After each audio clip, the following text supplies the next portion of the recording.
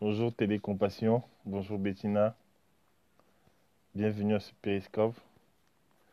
Bonjour Julia, bonjour Espérance, comment allez-vous? Merci d'avoir répondu à cette invitation. Je vois que c'est toujours les mêmes, merci, merci. Bienvenue à vous aussi qui regardez la rediffusion. Bonjour Julia, comment tu vas? Bonjour, je vais bien et toi ma soeur Espérance? Bonjour Pasteur Jem Kakou, bienvenue. C'est un honneur de vous avoir ici, de vous connecter à mon Périscope. Ah, ta connexion est mauvaise, Julia. Encore? Bonjour, pasteur. C'est un plaisir de vous voir ici sur mon périscope. C'est un honneur. Je bénis Dieu pour votre vie. Merci.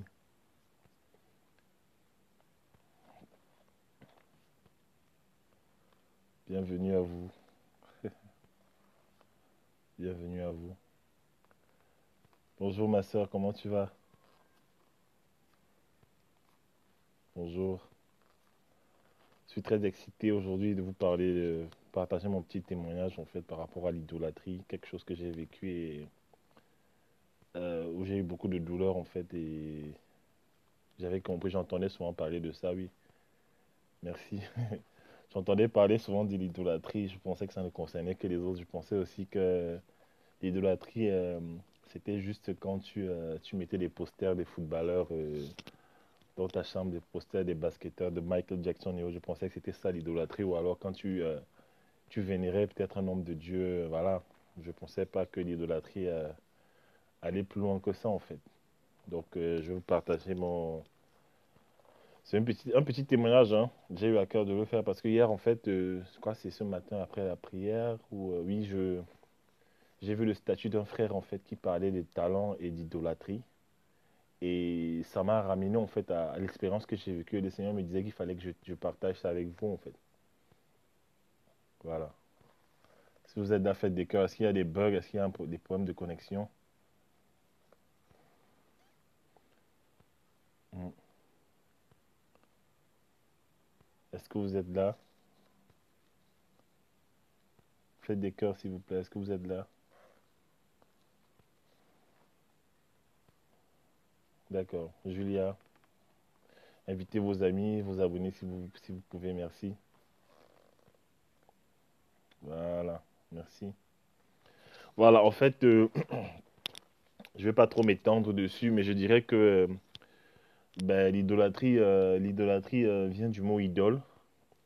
Idole vient de quoi? Idole, c'est un mot qui veut dire, en fait, qui représente, qui peut désigner toute créature, toute personne, tout objet que tu mets au-dessus des autres, en fait, pour le vénérer, pour être vénéré, pour être honoré et pour prier, quoi. C'est-à-dire que toute chose que tu mets sur un piédestal au-dessus des autres, toute chose que tu mets, tout objet que tu mets au-dessus des autres, toute personne que tu mets au-dessus des autres, toute circonstance que tu mets au-dessus des autres, en fait, pour être vénéré et une forme d'idole, en fait, dans ta vie. Et dans mon cas, pratiquement, dans mon cas, en fait, je veux faire comprendre, en fait, que l'idolâtrie, c'est un péché que Dieu... bonjour Isabelle, bienvenue. L'idolâtrie, c'est un péché que Dieu n'aime pas du tout, en fait. Je me suis rendu compte que parmi les péchés, il avait ce péché-là en horreur, dans le sens où c'est comme si c'est l'un des péchés qui éloigne Dieu de toi, parce que Dieu est un Dieu jaloux, en fait. Voilà. Elle attire même la colère de Dieu. Quand vous parcourez la parole de Dieu, vous vous rendez compte que Dieu, tout le temps, disait au peuple d'Israël, oui, vos idoles, en fait, qui sont muettes, demandez à vos idoles de vous sauver, demandez à vos idoles de, de, de, de faire des miracles pour vous, en fait, vos idoles qui ne font ni bruit, ni son, en fait. J'ai retenu le passage dans Deutéronome 7, que vous connaissez, 7 verset 25. Dieu dit, vous brûlerez au feu des images taillées de leur Dieu. Tu ne convoiteras point, tu ne prendras point pour toi l'argent et l'or qui sont sur elles, de peur que les choses ne te deviennent un piège, car elles sont une abomination devant l'Éternel. Voilà. Dieu parle ici de toutes ces choses en fait que le peuple d'Israël pouvait valoriser en fait. Je fais aussi référence au veau d'or en fait que Moïse était revenu trouver après avoir rencontré Dieu pendant ces 40 jours en fait. L'idolâtrie, c'est quelque chose en fait qui prend trop de place dans ton cœur. C'est quelque chose qui prend, comment dire, qui prend trop de place, qui te fait oublier Dieu à certains moments. Je vais aller vite pour revenir à ma situation, en fait, à mon cas.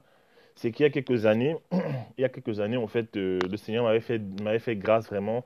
J'étais dans un temps, j'avançais avec le Seigneur et je voulais savoir quelle est ma destinée, je voulais savoir quels sont mes dons et talents. Je voulais vraiment savoir pourquoi Dieu m'avait créé, en fait. C'était l'une de mes préoccupations. Et Dieu m'avait révélé comme ça un jour, dans sa miséricorde, il m'avait révélé qu'il avait fait de moi un excellent photographe, en fait. Et donc, en fait, voici un peu l'objet de... voici un peu ce qui constituait l'objet de mon idolâtrie, en fait. Ce n'est plus mon idole, c'est, c'est revenu à sa place, en fait, et c'est Dieu qui est au-dessus. Bref, ce que j'essaie d'expliquer, c'est que cette année-là, en fait, c'était en 2000, je crois 2012, 2012, en fait. J'avais atteint un niveau en photographie, j'étais très excellent et les gens me sollicitaient un peu partout et ça commençait à me monter à la tête, mais je ne me rendais pas compte en fait. Je pensais que être calme, c'était être humble. Je pensais que lorsqu'on parlait d'orgueil, en fait, je n'étais pas concerné. Je pensais que lorsqu'on parlait de, de- d'idolâtrie, en fait, ça concernait juste les stars, ça concernait des pasteurs que certains admirent, que certains vénèrent. Je pensais à ça. Et moi, dans mon cœur, en fait, je ne me considérais pas dans cette situation, en fait. Ce qui va se passer, c'est que Dieu va m'amener petit à petit à comprendre, en fait, que je suis dans l'idolâtrie. Comment ça va se passer? C'est que je suis allé en vacances en Angleterre avec ma femme et ma fille, chez ma cousine à Coventry. Et là-bas, en fait, ce qui s'est passé, quoi, c'est que ma vie de prière avait cessé. Je ne priais plus, en fait. Le Saint-Esprit me réveillait souvent à 2 heures, 3 heures du matin pour prier, pour intercéder. Moi, je trouvais des excuses, j'étais toujours fatigué, je ne voulais pas me lever, voilà, je remettais à plus tard. Et, et, et, et, et parfois, il me réveillait, bon, je me levais, j'arrivais plus à dormir, mais je ne priais pas. Qu'est-ce que je passais le temps à faire? Je prenais mon ordinateur, mon MacBook, et je retouchais des photos, je revoyais des photos que j'avais faites. En plus, ça va à un point où tout le temps, je faisais des photos. Je faisais des shootings à l'extérieur, je faisais des shootings, je montais, je descendais, je rentrais à la maison, je regardais des vidéos, toute la photographie avait pris toute ma tête en fait. À tel point que Dieu ne pouvait plus me parler en fait. Ou même quand il me parlait, je remettais à plus tard. Le Seigneur ne pouvait plus me parler, il me parlait, je faisais comme si je n'entendais pas. Et la photo avait pris une place énorme, une place d'or en fait dans ma vie. Une place d'or et la photo avait pris une place d'or dans ma vie en fait. À tel point que ça commençait à, comment dire, ça commençait à m'éloigner de Dieu, je ne m'en rendais pas compte. Donc, en fait, ces vacances, en fait, ce qui se passe, c'est quoi? C'est que je vais à une église et je sentais au fond de moi vraiment que je n'étais plus très connecté au Seigneur. Je parle de Dieu, je parlais de Dieu avec une forte présence. J'ai exhorté les gens comme d'habitude sur Internet, je parlais aux gens, je faisais du bien aux gens à travers ce que Dieu a mis dans mon cœur, mais moi-même, ma vie, je ne vivais pas quelque chose avec le Seigneur. C'est comme si le Saint-Esprit était déconnecté de moi, en fait. Cette communion, en fait, elle n'existait pas. Alors, à l'église, on avait demandé aux gens de donner leur vie de nouveau au Seigneur. Ou alors, on avait fait un appel, en fait, pour les nouvelles naissances. Et moi, je me suis levé, je voulais vraiment avoir un rafraîchissement dans ma relation avec le Seigneur. Euh, et voilà, ce qui s'est passé, donc, c'est que, comment dire ça? Je suis allé devant et j'ai renouvelé mes vœux au Seigneur. J'ai considéré que je renaissais de nouveau. Autour de moi, les gens n'ont pas compris. Ils se sont dit, oui, tu es dans le Seigneur depuis, pourquoi tu fais ça? Mais je sentais que j'étais devenu vide, en fait. Quelque chose n'allait pas. Bref, le lendemain, je vais à Birmingham avec ma femme et ma cousine. Et je crois mes deux cousines. On va à Birmingham. Ce qui se passe, c'est quoi? C'est que dans le train, j'avais mon sac de photographie avec du matériel d'une valeur de 5 000 € en fait. J'avais laissé par chance un Canon, c'était un Canon 7D, je l'avais laissé à la maison, j'avais pris dans mon sac, j'avais sur mon épaule un autre Canon, le Canon, je crois, 60D. Et dans mon sac, en fait, j'avais un objectif 70-200 de Canon qui coûte près de 1200 euros. J'avais 70-300, j'avais quoi? J'avais un MacBook Pro 13 pouces, vous connaissez la valeur. J'avais deux flashs de Canon, les derniers flashs c'est 600 EX RT qui m'avaient coûté près de 550 euros en fait, les deux, chaque pièce en fait, le flash, donc près de 1200 euros par là. J'avais un 50 mm. Bref, quand je totalisais tout mon matériel, en fait, ça me coûtait dans les 5000 euros. Et ce qui s'est passé, quoi, c'est que j'avais ce sac sur moi. Je ne sais pas comment ça s'est passé. Je ne sais pas ce qui s'est passé. Mon sac a disparu. En fait, le temps de nous garer en gare, le train devait continuer à Londres et nous, on devait descendre à Birmingham. Je sors rapidement avec ma femme, on sort parce qu'on avait la poussette de ma fille. Mon sac a disparu. Je ne sais pas comment faire. Alors, je suis choqué. Je commence à chercher avec mon cousin, on va partout, on cherche, on va voir les services des objets perdus, tout ça. On monte, on descend, on a passé la soirée là-bas à chercher, à appeler partout en Angleterre. On a appelé la gare de Londres, on a appelé la gare de Birmingham. C'était compliqué en fait. Et je n'ai pas pu retrouver mon sac.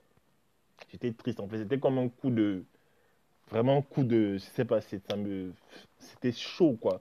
J'avais mis du temps à amasser ce matériel, en fait. C'était pour moi quelque chose d'important. C'était un peu une idole, en fait. Voilà. C'était très important pour moi. Quand j'ai perdu ça, j'ai eu très mal, en fait. Mais vraiment très mal. J'ai eu très, très mal, en fait. Je vous assure, mais j'ai eu mal. Et je pleurais à l'intérieur. Je ne pouvais pas pleurer devant les gens, mais je pleurais à l'intérieur parce que je me demandais comment est-ce que je vais faire pour acquérir encore un tel matériel, en fait. Comment je vais faire? Comment? C'est comme si on avait tout renversé. C'était comme si on avait renversé un pilier de ma vie. En effet, c'était un pilier, en fait. Je ne me rendais pas compte, en fait. Alors, ce qui se passe, c'est que tous les soirs, on est là à la maison à Birmingham et chez mon cousin et bah, je suis mal en fait. Et ma femme essaie de m'encourager, elle me dit non, on va prier. Mes cousins m'encouragent, on se dit non, William, tu sais, c'est Dieu qui t'a donné la photographie. Il va te donner un autre matériel, on va retrouver ton matériel. Chacun avait espoir en fait. À un moment donné, je me suis dit, moi, je ne vais pas gâcher mes vacances à cause de ça. Avant, je ne connaissais pas la photo, je n'avais pas d'appareil. Bon, voilà, Dieu a donné, Dieu a repris. Bref, je ne m'accusais pas, hein. Je me disais que bon, Dieu a permis, je sais pas, voilà. Donc, en fait, ce qui se passe, c'est quoi? C'est une nuit, je dors et je fais un songe. Et dans le songe, ce qui se passe, c'est que le Seigneur va me montrer il va me révéler une situation, en fait, que je vivais. Il va me montrer comment l'orgueil était monté dans mon cœur par rapport à la photographie. Je ne m'en rendais pas compte du tout. Je vous assure, je suis quelqu'un de très réservé, voilà, je suis calme. Je pensais que j'étais très humble, en fait. Bref, je suis sur un pont. Je suis sur un pont avec une jeune fille, une jeune photographe elle a un petit appareil photo, un petit réflexe ou alors un compact appareil. Elle fait des photos avec et moi je passe, j'ai mon appareil pro en fait. Et dans mon cœur, dans le rêve en fait, je me dis oui, est-ce qu'elle pourra faire des belles photos avec son appareil?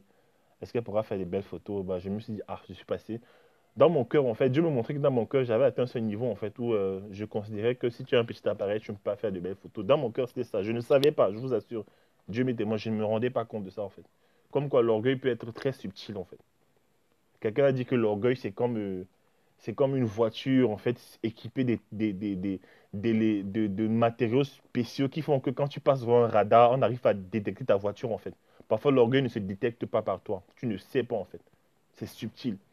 Alors, dans le rêve, je vois la petite, en fait, je traverse la piste, je rentre chez moi et je m'endors. Et il y a bizarrement, je laisse ma fenêtre ouverte, il y a quelqu'un qui, de l'extérieur, en fait, vient, il ramasse tout mon matériel, il s'en va avec. Et il me laisse juste deux appareils photo et un objectif. Deux appareils et un objectif. Il a tout volé. Il a volé tout mon matériel. Alors, je me réveille dans la maison, je me rends compte que quelqu'un est passé par là, il a volé mon matériel, je fouille mon matériel, je suis fâché, je suis triste. Et je me rends compte que il me reste mes deux appareils. Et dans le rêve, je me dis, waouh, je n'aurais pas pu éviter qu'on me vole mon matériel. Mais au moins, Dieu m'a laissé mes deux appareils. Ça veut dire que il me châtie, mais il me laisse quand même ma photographie. Il m'enlève à ma photographie parce qu'il m'avait laissé mes deux appareils, en fait. Il me restait mes deux boîtiers. Et je me suis levé le lendemain, j'ai compris en fait qu'il ne fallait plus que je prie pour ça, pour mon matériel. C'est Dieu qui m'avait arraché ce matériel pour me corriger, pour me punir en fait de mon idolâtrie. J'ai demandé pardon à Dieu cette nuit. J'ai demandé pardon. J'ai demandé pardon, j'ai demandé pardon. Et le lendemain, les gens essayaient encore de me faire prier pour ça. Je disais, je ne veux plus prier. Les gens me disaient, oui, ça va. Je disais, ah, j'ai oublié, je ne veux plus, je ne veux plus. Et ce qui s'est passé, c'est quoi? C'est que euh, le fait que Dieu ait arraché ce matériel, en fait, c'est Dieu, à la base, c'est Dieu qui avait permis que j'achète ça. Mais le fait qu'il ait arraché, ça m'a rapproché de lui, en fait. Ça m'a ramené dans la prière. J'ai recommencé à prier, j'ai recommencé à prendre la prière au sérieux. J'ai recommencé à faire ce qu'il me demandait, à tel point qu'il me demandait de me lever la nuit et de descendre avec ma Bible et de lire la Bible et de prier, d'adorer. Je le faisais maintenant. Et c'est comme si le vide que la photographie avait, mon matériel qui était perdu avait laissé, en fait, Dieu l'avait rempli, en fait. Et c'est ce vide, c'est cette place, en fait, que Dieu aurait dû avoir dans ma vie. Donc, en fait, autour de moi, les gens me disaient, oui, William, tu sais, Dieu va te remettre ça, c'est pas grave, tu sais. Les gens essayaient de prier encore, et les gens essayaient encore d'appeler. Moi, maintenant, j'appelais, mais je n'appelais plus avec conviction parce que je savais que Dieu m'avait déjà reproduit. Dieu m'avait dit, ça ne sert à rien de prier pour ça. Alors, je me souviens, une fois, ma femme, elle revient et me dit, oui, prions encore, on ne sait jamais, peut-être Dieu peut faire grâce. On se met à genoux, je ne sais pas si c'est parce qu'on s'est mis à genoux pour prier. Alors qu'on commençait à prier, j'ai entendu la voix du Saint-Esprit qui m'a dit, je t'ai dit de ne plus prier pour ça, c'est fini. La preuve, c'est quoi? C'est qu'en Angleterre, apparemment, quand tu perds un objet dans le train, ils vont tout faire pour te le remettre, en fait. Dès qu'il y a ton nom dessus, ils vont retrouver. Là-bas, ils sont très sérieux, en fait. Hein? Voilà, et en plus, il y a des caméras partout, en fait, en Angleterre. Les gens vont tout faire pour te remettre ton matériel. Mais moi, personnellement, là, on m'a pas remis mon matériel. Parce que dans mon MacBook, il y avait mon nom.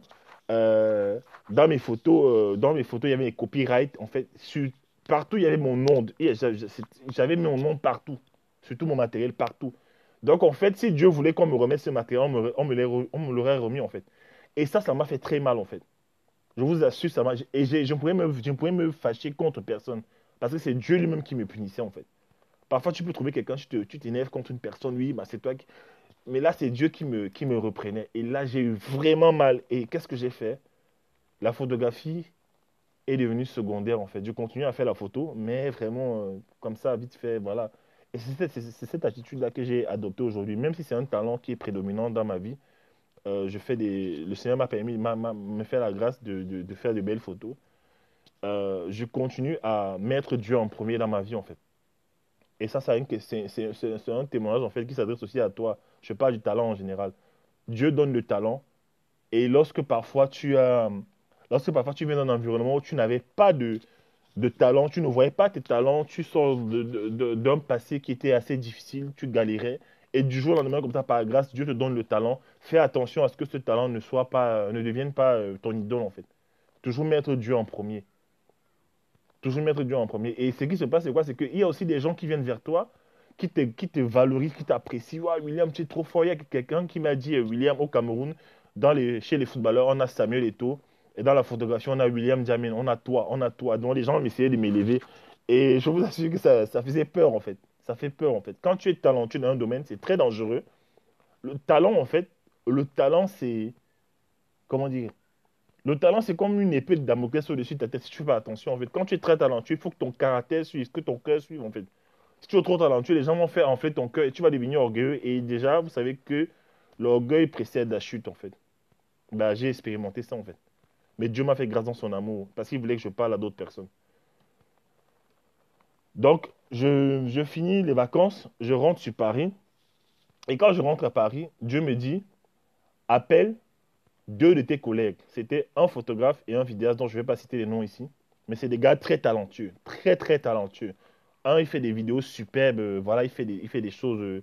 Vous avez certainement eu à voir ses œuvres sur Internet dans beaucoup d'événements connus à Paris, en fait. Il fait des très belles vidéos. Et l'autre, c'est un très bon photographe aussi, très talentueux. Voilà. Alors, je les appelle. Dieu me dit de les appeler et de leur raconter mon histoire. Alors, je les appelle. Je leur dis, les gars, il faut qu'on se voit. Alors, je les invite dans un petit café à Châtelet, on s'assoit, on commence à discuter, on mange un peu, un petit bout, on boit. Et là, je leur fais mon témoignage. Je leur raconte mon histoire. Ils se sont mis à... Ils étaient presque au bord de larmes. Ils avaient mal. Pourquoi? Parce que ils étaient en train de vivre la même situation que moi, en fait. Ils étaient en train d'idolâtrer, en fait. Un, idolâtrer la vidéo. L'autre idolâtrait la photographie, en fait. Ils ont eu mal d'abord pour le matériel que j'ai perdu parce qu'ils savent ce que c'est. Le matériel en photographie coûte extrêmement cher, je vous assure. Le matériel, en photographie, tu peux porter le prix d'une voiture dans ton sac, en fait. Ça coûte extrêmement cher. Voilà. Je leur ai raconté mon histoire. Ils étaient choqués. Ils étaient tellement choqués. Et ils m'ont dit, William, c'est Dieu qui t'a envoyé vers nous. C'est Dieu qui t'a envoyé vers nous. On était en train de faire, nous étions en train de faire le même, nous étions en train de commettre le même péché que toi, en fait. La photographie et la vidéo étaient en train de nous emporter, en fait. Et ça, ce message qui était d'abord une douleur pour moi a été une bénédiction pour eux. Et Dieu a permis, en fait, que je relâche ce message dans leur vie et qu'ils évitent, en fait, le pire, en fait. Ils évitent de perdre leur matériel. Voilà. Donc, c'était un peu ça mon témoignage. Et ce témoignage, en fait, ne s'adresse pas seulement aux photographes. Ce témoignage s'adresse à toute personne. Je parle aussi des dons spirituels. Si tu as les dons de prophétie, les dons de parole, de connaissance, et que Dieu t'amène à un niveau où il t'élève, en fait, fais attention à ton cœur. J'ai expérimenté, les douleurs. Fais attention à ton cœur. Voilà. Fais attention à ton cœur, en fait. Le talent ne doit jamais remplacer Dieu. Le talent que Dieu te donne ne doit jamais remplacer celui qui te le donne, en fait. Ne fais jamais ça. Dieu te donne le talent, c'est juste pour que tu puisses t'épanouir dans la vie, gagner de l'argent, le glorifier et peut-être créer une barrière financière autour de ta famille, en fait. Et montrer les œuvres, la sagesse de Dieu au monde, en fait. Mais ce n'est pas pour que le talent devienne ton Dieu, en fait. Ne fais pas ça. Quel que soit le talent que tu as, si tu danses, si tu écris bien, si les gens apprécient ce que tu dis, si tu parles bien, si les gens apprécient ta façon de parler, que ça ne prenne jamais la place de Dieu, quoi. Toujours remettre les choses dans leur contexte et chaque chose à sa place. Dieu d'abord. Dieu d'abord. Et ça, c'est les choses dont on me parlait avant, mais il fallait que peut-être je les vive, en fait, pour comprendre. Donc, c'est ça, c'est ça, c'est ça mon témoignage aujourd'hui.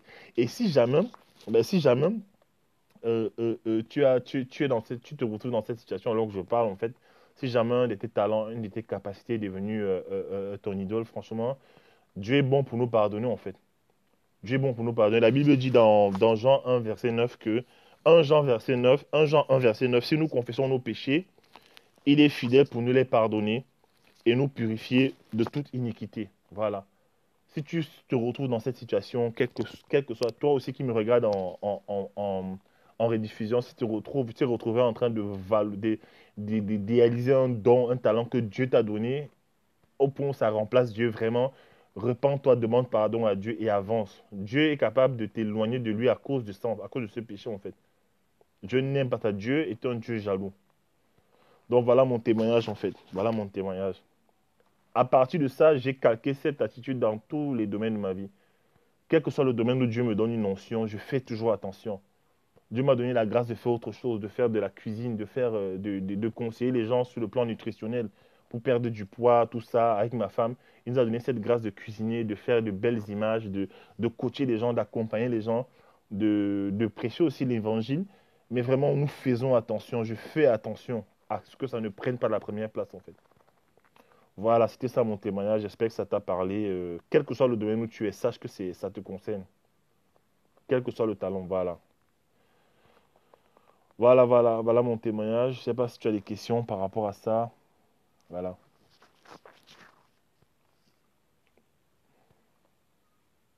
Amen, amen. Amen, ma soeur. Mm.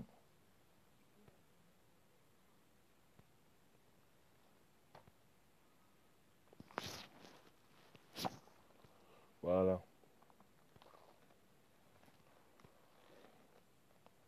Ok.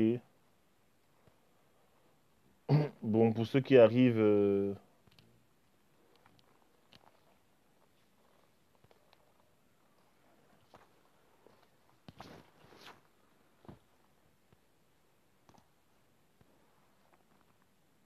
Shalom Manuela, ta connexion est bonne?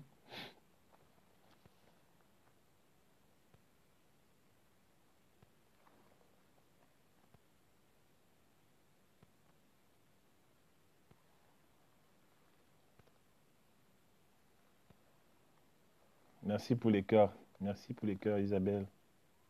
Merci pour les cœurs, Manuela. Merci pour les cœurs, Pasteur Jem Kakou. Merci pour les cœurs, Espérance. Merci pour les cœurs, double clic. Merci beaucoup. Amen, amen. Franchement, que les talents que Dieu nous donne Et en plus, par rapport à ces talents-là, ce talent de photographe, je vous assure, j'étais dans une phase de ma vie où j'avançais comme ça, je ne savais pas. Et un jour, Dieu m'a fait grâce de me donner ça, d'ouvrir mes yeux dessus. Et bah, j'étais comme embrasé par ce talent, en fait. Tout le temps, je faisais la photo, j'allais, je faisais des photos gratuitement. C'était vraiment. Mais j'ai pas su gérer l'équilibre, en fait. J'avais pas su gérer l'équilibre et Dieu a vraiment repositionné les choses. Voilà.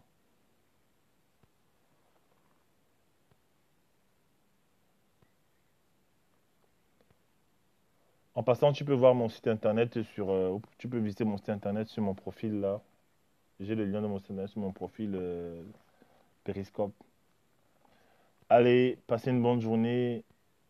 Be blessed. Dieu vous bénisse.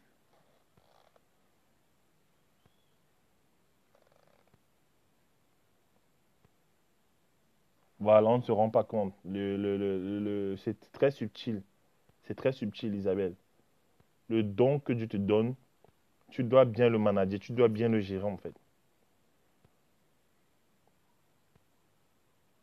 Parce que quand ton talent devient excellent, voilà, quand ton talent devient bon, quand il devient excellent, quand ton talent atteint le niveau où les gens commencent à t'appeler de partout, vraiment fais attention, quoi.